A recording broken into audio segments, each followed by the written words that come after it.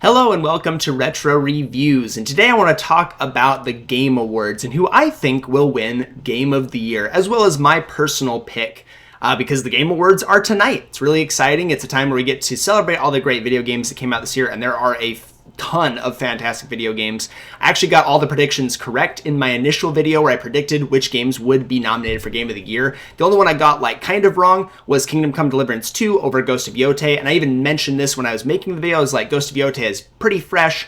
I can see Kingdom Come Deliverance 2 getting nominated over it since it got a ton of buzz earlier in the year, and I was ultimately correct on that, although I did initially pick Ghost of GOTY over Kingdom Come Deliverance 2. So, with that out of the way, let's talk about who I think will win Game of the Year. And I think it's pretty clear-cut at this point. I do think Expedition 33 has the best chance of winning. I think the primary consensus from everyone across the internet, as well as potential voting and everything like that, some votes online and everything, people picking their Game of the Year, Expedition 33 seems like the runaway winner. I even think that the Silksong devs expect, I think they said they're not going to be attending because they expect that Expedition 33 will end up winning. And I think the biggest reason why is, I think it's multifold actually. I think I won't say the biggest reason. The reasons why include that it's an indie development studio who just, worked really hard on this game, put all of their eggs into this basket, did a fantastic job from start to finish. It's gorgeous. The gameplay's fantastic. It's also really accessible,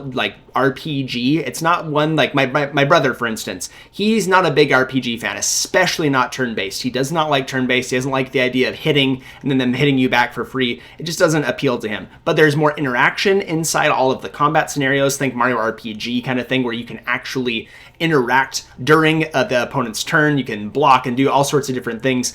I really like that. I think he really likes that as well. And I think that having that interaction makes it a little more accessible, makes it a little less like a JRPG that shoehorned into that corner there. It's a little more accessible there. And it's one of those that it's gotten such a big wave of exposure. It's got some big name actors and voice actors in there.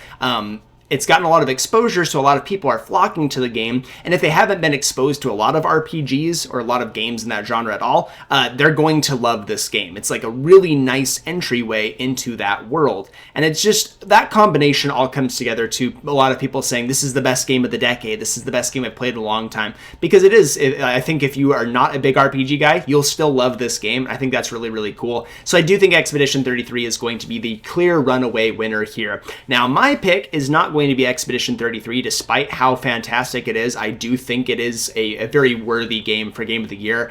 I'm very happy that they're likely going to win there. My pick is going to be Silksong. I have not had so much fun and so much heart-wrenching moments as I have playing Silksong. It's a really beautiful game from start to finish. I finally got into Act 3. It takes a very long time after you beat the game to get into Act 3. You have to do a ton of extra side quests, you have to do a lot of extra work, and then you can finally unearth Act 3, and man, is it a crazy ride. It takes everything that you've done in the game, all of the moments, all of the really sad and harrowing moments that you get, because it is a Hollow Knight game. There's a lot of sadness, there's a lot of hopelessness in that game.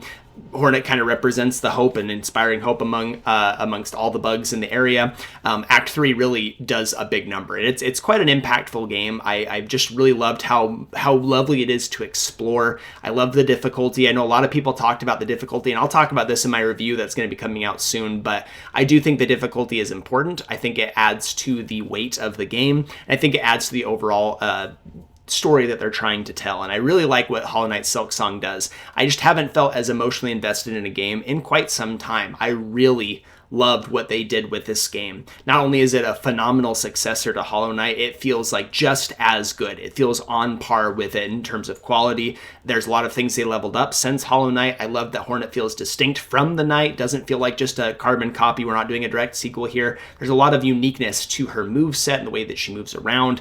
I just love this game. It is so much fun. I found myself not being able to pry myself away from it. I had to just keep grinding until I finally beat it. I put down everything else, I just love Hollow Knight Silksong. And so that's going to be my pick for game of the year, my personal game of the year. Other ones that absolutely could have won, I do think Donkey Kong Bonanza actually had an outside shot. I don't think it has a real good chance of winning full game of the year because Astrobot won last year. I don't know if it's quite as good as Astrobot. I still haven't played Astrobot. I want to so bad, but I keep not getting the deal I want on it. I think 40 is just a little bit too expensive for my blood at this time. But Donkey Kong Bonanza is just pure fun. If you're looking for a fun video game, I don't think you could do better than Donkey Kong Bonanza this year. So if they were going purely on how fun it is to play, I do think Donkey Kong Bonanza would be the runaway pick. It's just a blast. The devs really nailed Donkey Kong as a character and also the world around him. I think it's really cool the way that they designed him. I love his moveset.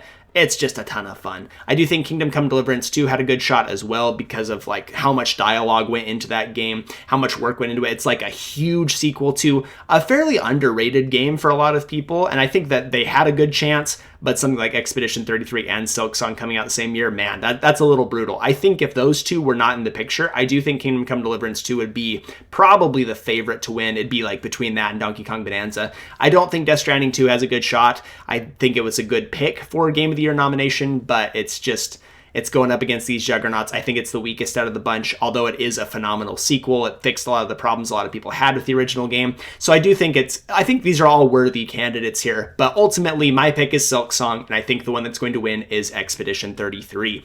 Now let's talk about game announcements. I'm really excited about the Game Awards because it feels like our new E3 every single year. It feels like the biggest place to announce games. We have tons of big hitters that come out. I'm excited to see what they do with Requiem because I'm sure Resident Evil Requiem is going to have an appearance at this. We'll likely see Leon finally because he's been leaked at this point. Sorry, spoilers for all of you out there that have been avoiding leaks, but it looks like Leon's going to be part of the game, and I think that they'll probably announce that in a full trailer here, kind of the way that they did with Chris in Resident Evil 7. Resident Evil 8, excuse me there.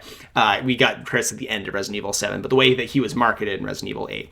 I do think that Resident Evil Requiem is probably one of the most anticipated games, so I do think we'll see a good spot on that. Other things I think we might see, we could get a Resident Evil Code Veronica remake announcement finally. I think that one's been in the pipeline for a while. Or Resident Evil 0. I've heard those two are the ones that they've been thinking about remaking. I would love to see that. I'm all about more Resident Evil. Outside of Resident Evil, though, I do think we'll see a lot of really fantastic things. I think that Nintendo, despite doing their own thing with their directs, I think they have a chance to do something big for the Switch 2 here and announce something really nice. My hope is Smash Brothers. I don't think that's going to be the case. I don't think that they would announce it there. I think they would save that for their own direct. But I do think they have a shot to do something big for their platform. Maybe Splatoon. Maybe Splatoon makes a comeback here. Maybe, I don't know, probably not a Zelda game because we've gotten one fairly recently. We've got two fairly recently. But I do think they should do something at the Game Awards. I'm not super optimistic, but I think this would be a good chance for them, especially since we don't have a lot in the pipeline now that Metroid Prime 4 has come out, and it's come out to a little bit more divisive reviews and everything.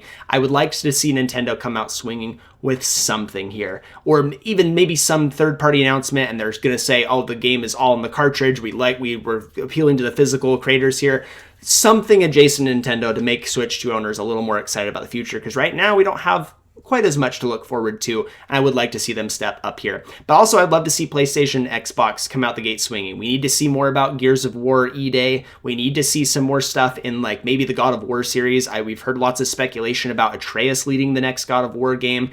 The Game Awards seems to love God of War. I think it would be really cool to see the announcement happen there instead of a State of Play direct, although that's another thing, that's something that Sony would probably leave for one of their own presentations. But I would love to see something big from these hitters instead of just third-party stuff. We need to see more things. Otherwise, Xbox is all but out of the game at this point, and we kind of need to see them step up if they're going to do anything. Sony, I think, really needs to step up their game too, because right now, Nintendo is selling a ton of consoles, and PlayStation's doing fine, but I think that they need to work harder to capture their market share, because the Switch 2 is pretty powerful and can play a lot of the games that can play on the PlayStation 5, so I think they need to worry a little bit here. But I would love to see one of their first-party studios come out and say, we've got a new game in development, whether that be God of War, whether that be maybe Uncharted getting a resurrection, maybe that be a new Spider-Man game. Whatever it is, I would love to see that. I'd love to see some more Wolverine stuff, but even more than that, I would love to see another game being announced by Insomniac, since they're likely getting close to finishing Wolverine.